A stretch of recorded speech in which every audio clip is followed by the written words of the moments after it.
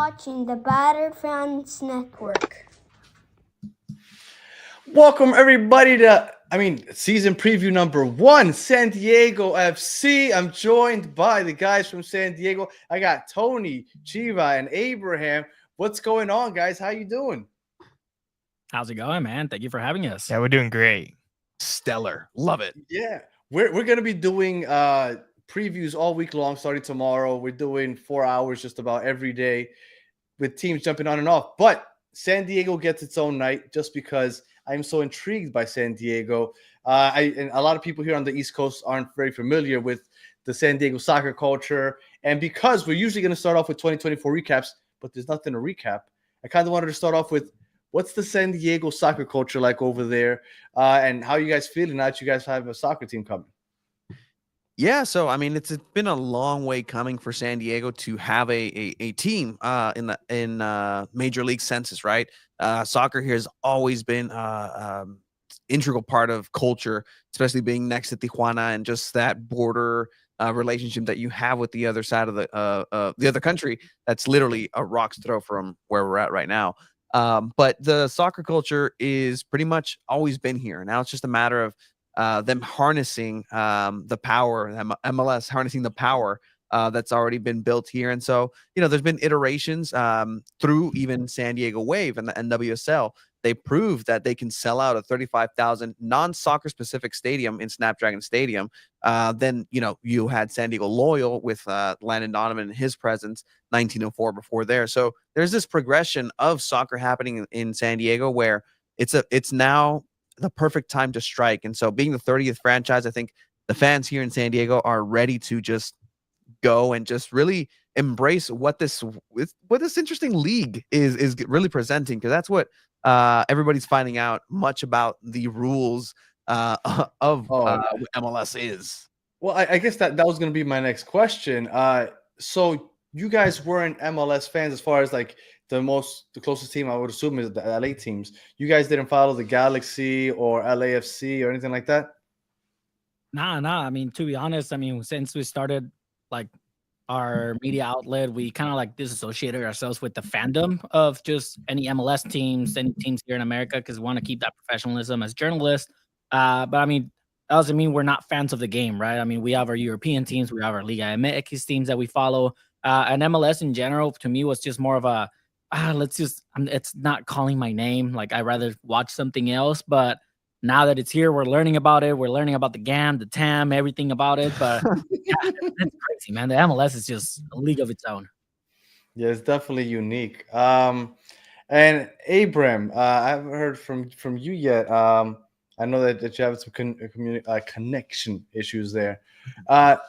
So you also weren't a fan of any LAFC, Galaxy, nothing. It's just straight Liga MX? I think, yeah, but from the casual sense, I would watch when some of the big things would happen, when a new huge signing or DP would go to a team like Galaxy. I remember watching that first Zlatan game on TV, like making a point of it. And then even like when Beckham came too, I remember like kind of trying to seek out MLS. And other than that, I didn't really have a lot of experience with MLS or even like the championships, who was winning, who was losing. So that's about it. As I really much rather enjoyed like kind of Liga MX games, because anytime I would tune into an MLS game, it would kind of just be a lot of chaos. Tony, is the whole San Diego, once the Chargers left, that because we were talking about that beforehand, and somebody just mentioned that they used to be Chargers fans, and once they left the NFL, they themselves left the NFL.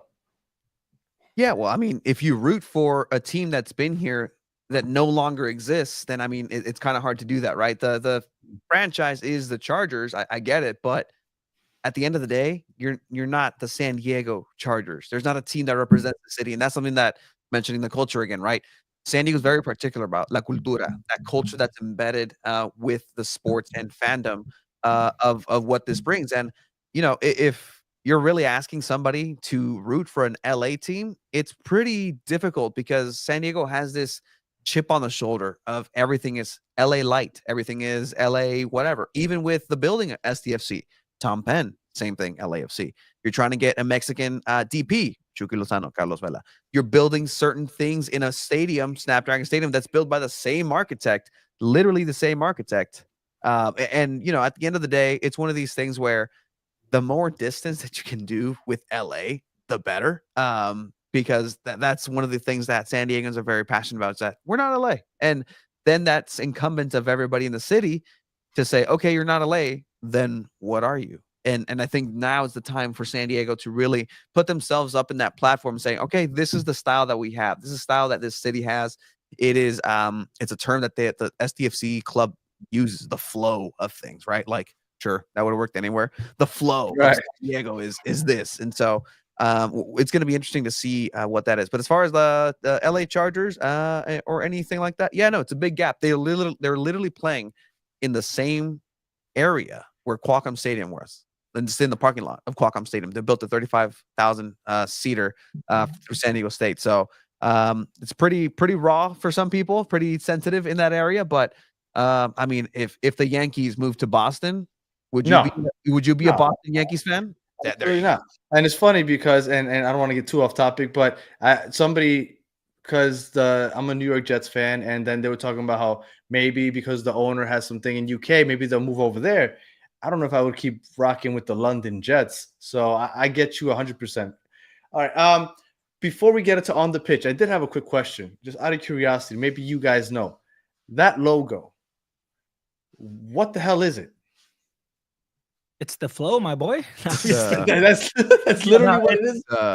RoboCop Sanus. Yeah, no, it was honestly very kind of like questionable. I think a lot of people didn't react as positive at first. If you ask me, I'm a person that I don't personally care what it looks like. I just want to see a good team on the field playing good soccer. Okay, yeah, I get but that. I know a lot of people in the soccer culture and soccer community here in San Diego, they didn't really mess with it. But at the end of the day, that's what it is. And I think by now you'll see a lot of people kind of just got over it already. So there was no explanation for it?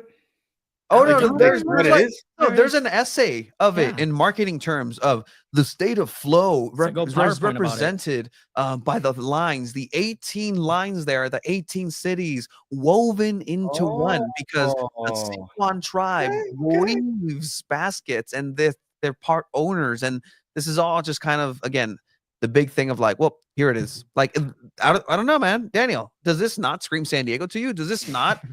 Now it does. Now it does. Now I feel like it's 100% San Diego. Now you explain to me the weaving of the owners. All right. Okay. So I was curious because I just never understood what the hell I was looking at. I still don't, but I guess at least there's an explanation behind them. I'm going to have to look up that essay. All right. So I know San Diego, you guys said, didn't really mess with MLS too much. I'm assuming a lot of San Diego people didn't. But Liga MX was probably still big there. So Chucky Lozano being the first DP there must have been a big deal. How are you guys feeling about that, the initial player acquisitions? Because you guys had the expansion draft, and I was surprised at the names that were available and the fact that they weren't taken. So how did you guys feel about the arrivals? I'm sure Chucky Lozano was the biggest one. For sure. I mean, Chucky Lozano was such a big deal for a lot of people here in San Diego. I mean, it definitely turned heads all over. I mean, you had Fabrizio Romano posting about it, right? So you can tell that it's definitely a big deal. So, I mean, overall, we did see a lot of kind of like Mexican supporters and Liga MX supporters saying, oh, dude, we got Chucky Lozano here. Like, hell yeah, I'm going to get tickets. Hell yeah, I'm going to go to the game. Hell yeah, I'm going to buy his jersey. So like you said, it was a big deal here in San Diego. Tony, I don't know if you want to add anything else about Chucky Lozano. I mean, it's the first player in San Diego. First DP player in San Diego. First DP player. I mean, they held a whole concert in a venue in downtown for was it Lunay? I don't know. Yeah, these Lunay, kids they did a whole these Chucky Mania reggaeton these days. But yeah, no, there was exactly that. I don't know who Lunay is. 100%. And but people know who Chucky Lozano is, and you know, the legend of that goal against Germany and everything that he's been doing over in Europe certainly carried over into that big announcement. And seeing him over at Coachella this last weekend, and having seen him at training these last couple of weeks, I know the three of us have been out there individually to see San Diego FC's trainings for media availability. There's a different gear. Chucky Lozano definitely has a different gear. And again, it's very much preseason, but you can tell there's a sharpness to the way that he moves. And really, you know, he put two defenders for New York City FC on their behinds. Not that anything came out of that, but it's a nice little highlight reel for the package. But at the end of the day, like Chucky Lozano is going to be just that person that's going to put butts in seats, and hopefully just stays healthy and consistent and can work in this new experiment. It's such an interesting experiment that San Diego FC has going on. And you guys just have 2 DPs at the moment, right? It's Correct. just 2 DPs. It's Chucky and Anders Dreyer. And we're Hey, celebrating it's with a party blue, now. baby. There we go. Party. Love Anders Dreyers, I can tell. Okay. So Andres Reyes and Luca De La Torre, I'm assuming are the 3 big names on the team. Luca De La Torre not being a DP, but obviously people know him because of the U.S. men's national team. Are those the biggest names on the team right now? The guys you're kind of leaning on? Yeah, I would say so. I mean, we're up in Coachella this weekend, and we caught up with Tom Bogert. Everyone knows Tom Bogert, right? Big MLS insider and reporter, and just mentioned Luca La Torre is going to be a top 5 midfielder in the MLS. So that should say a lot as well, right? But yeah, he's definitely one of the big names, and I think a lot of people here in San Diego just wanted to have a San Diego like native in the team. And I think Luca La Torre was a big grab for them. Yeah, and he was seeing it. I didn't know he was from San Diego. Yeah. Local products. That's one of the players that was circled because it was him, Brandon Vasquez, Paulo Arriola, who ended up going to Seattle Sounders. And I mean, you can always just go across the border and catch Joe Corona back up. But yeah, Andres Reyes is a good player coming over from New York as well. That's really going to put that veteran experience in MLS that is needed, right? Because you have so many players who have never even thought of playing in America, let alone what it takes to win in America and in MLS. So it's going to be a very interesting experiment. Again, like I said, coming on. Well, and Mikey Varas is your head coach. Some people might recognize him because he was the interim head coach for the U.S. men's national team once Greg Berhalter finally got the boot. What do you know about what he's bringing to the team as far as tactics or formations? Like, do you have any idea what he might be playing or what that might look like? Yeah, we hear it's probably going to be like a 4-3-3 or even a 3-back line at some times, but he's really all about like this transitional style and including this whole Right to Dream Academy that is built in with San Diego FC, that it's like this global network of teams and academies throughout the world that they have like the same style of really high attacking, fast-paced transitional style of play. And I think he plans on bringing that or hopes to bring that to the MLS. We'll hopefully see that soon, but I think until we like actually see it in action, there's really A lot of question marks. Yeah, there's a lot of question marks from me at least. Yeah. I mean, you guys saw them against NYCFC. What did you think of what you saw in the first preseason game against NYCFC? No, I mean, obviously they were on heavy legs. They've been doing a lot of conditioning, but from what I saw is that they struggled on that counterattacking. Like they were getting counterattacked left and right. They had to play Alvarado as a right back, who he's a natural center mid because their only right back in the team right now is injured. So they just announced another right back today. So Willie. So I mean, overall, like the transitions looked a little slow. You had Godoy in the midfield. Your 2 oldest players were the starting midfielder for this match. So you have a lot of young players, but you kind of decided to go with the experience as first. So it was a lot of kind of nervousness, I guess, in the team. Tony, I don't know if you agree, but the one set piece that they had and got a goal out of, that looked pretty good. And you can tell that they've been practicing that same play. Yeah, it was a very quick turn corner kick, and Patty McNair gets on the end of that. And I think this team is going to worry more about the attacking side of things and try to outscore, and then we'll worry about defending later. Especially in the goalkeeping position where they still don't have a clear number 1. It looks like it's going to be Dos Santos as the goalkeeper 1, but Cisniega there also having that competition. But even then, it's like I don't know if either of them would be a number 1 goalkeeper in many teams as well. Well, CJ Dos Santos, I mean, I live in Miami. I do an Inter Miami pod, so I'm very a lot of people like CJ Dos Santos because he's good with his footwork. Right, he could play the ball out of the back. I don't know if that's the plan for Varas, but he could play the ball out of the back. His shot stopping, we didn't really get to see that too much. Obviously, he was the 3rd string. Franco Negri, I know you guys have him left back. Yeah. He's gonna be a really underrated. You're gonna really like Franco Negri. He's very good in the attack defensively. We really didn't get to see him too much because Tata used to play so aggressively. He was constantly attacking. but you guys got some studs, at least with Franco Negri and Andres Reyes.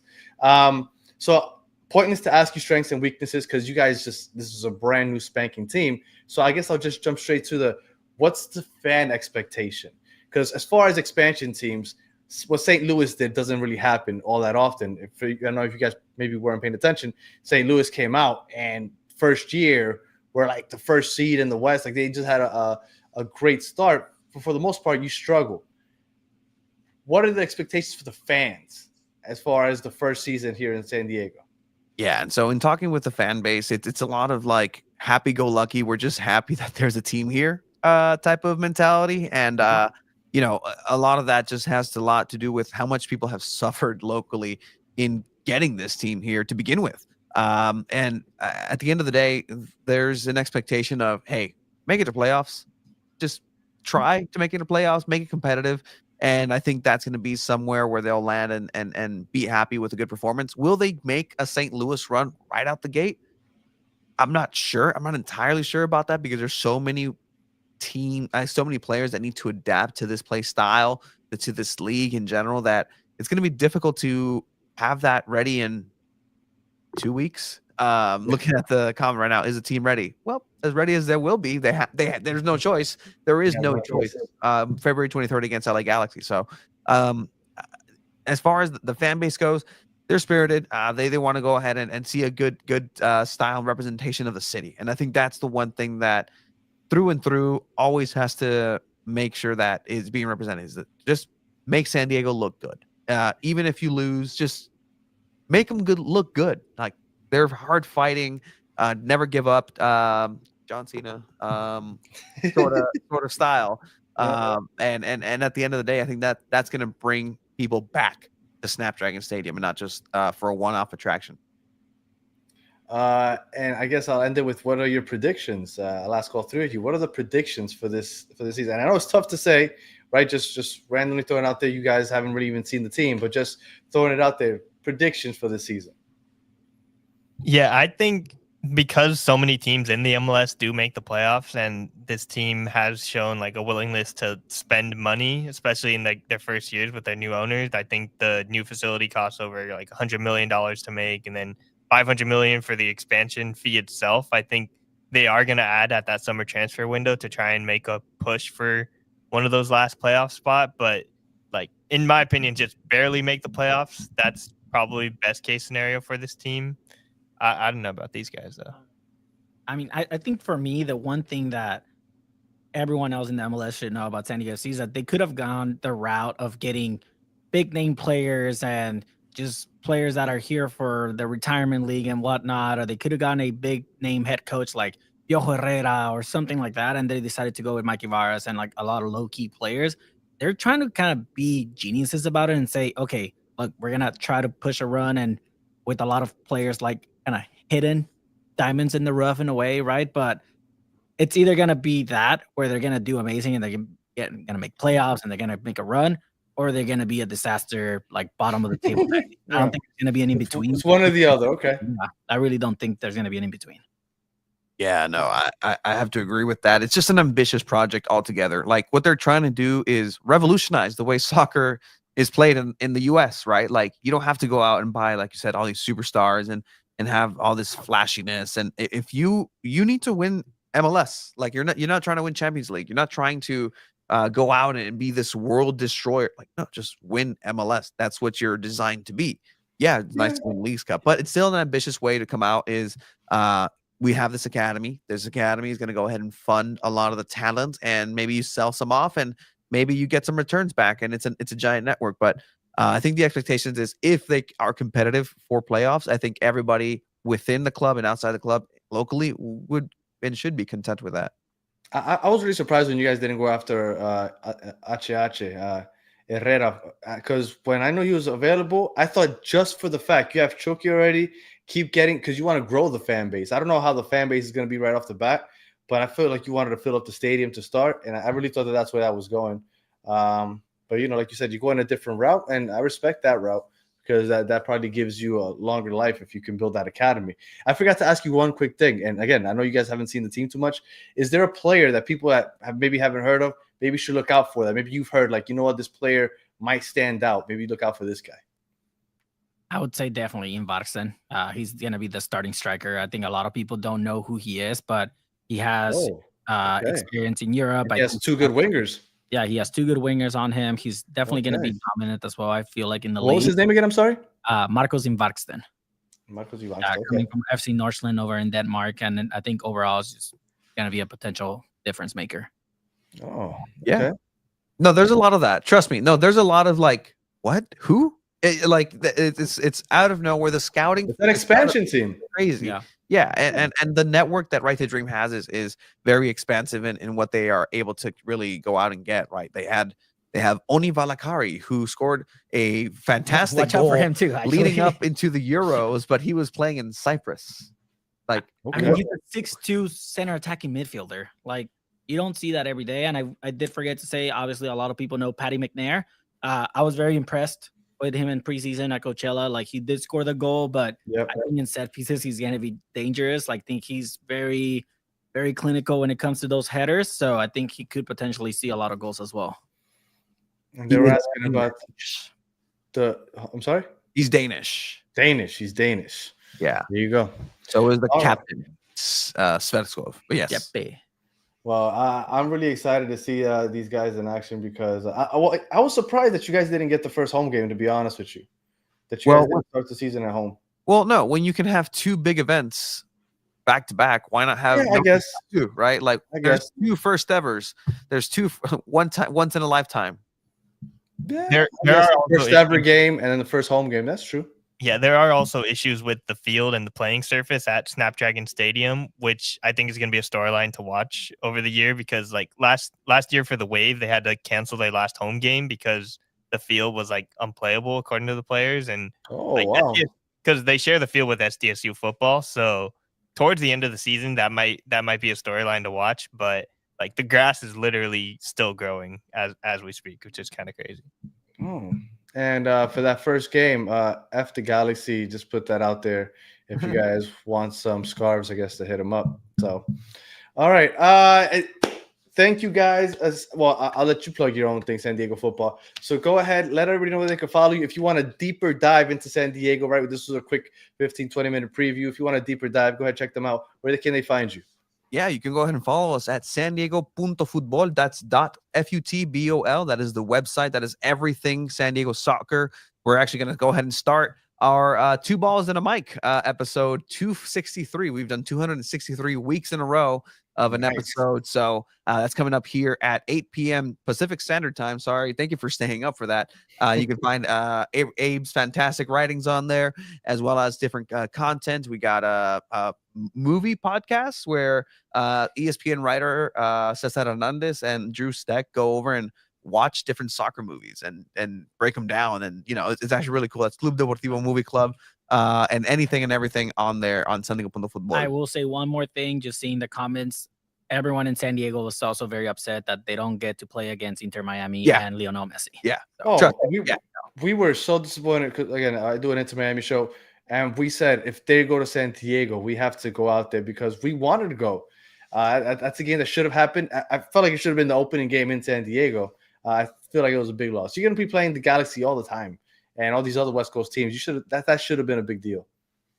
So we shouldn't be looking forward to St. Louis. Got it. That's no. All right. Again, appreciate you guys. And for those of you that tuned in, make sure the next 3 nights are going to be going along with the next 29 teams in 3 nights. So appreciate you guys, and I'll see you guys tomorrow for the rest of the preview. So until the next one, thank you. Have a good one.